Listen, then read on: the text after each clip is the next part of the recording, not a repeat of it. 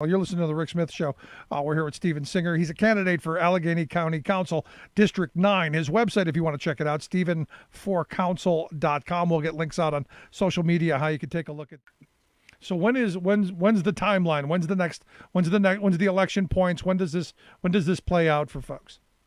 So since I'm running against an incumbent, for me, the election is May 18th. May 18th, it'll be against me and my opponent, and it does not look like there is a Republican challenger. So whoever wins May 18th, it looks like that person is going to be the next representative for District 9. Let me start right there.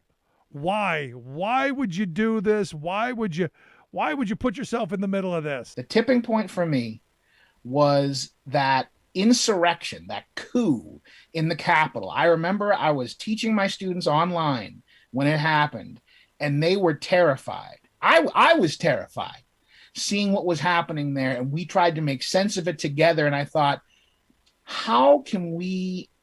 what can I do as a concerned adult for these kids if the entire fabric, the social fabric of our country is frayed to the breaking point? So when the opportunity came, I said, I have to step forward. I have to at least try to change things, try to make a difference for my students, my daughter, my family, for everyone. So what's the goal? I mean, look, you can look at his record over 10 years and say, well, you haven't done anything. And I look at you and I go, okay, so what day one you get the mantle, where do you take it? Well, I think there are a lot of things we need to change in the county to make things better for residents. One area, obviously, for me is going to be education as a teacher. The county is, we have the community college system in the state of Pennsylvania. According to the state law, community colleges are supposed to be funded equally by the state, the county, and student tuition. But that has never happened. The county and the state have always shortchanged their obligation, so student tuition skyrockets, and you lose staff, you lose teachers, you lose resources. I think that's ridiculous, especially in a county like Allegheny, where 1/3 of all residents take at least one course at the community college. I did myself when I went back to become a teacher.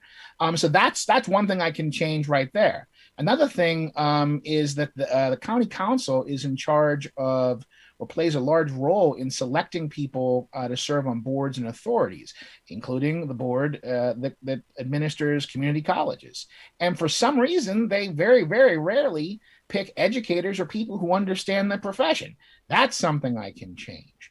I also think, Port Authority, the bus system in Allegheny County, it's public transportation, but it's not open to everybody.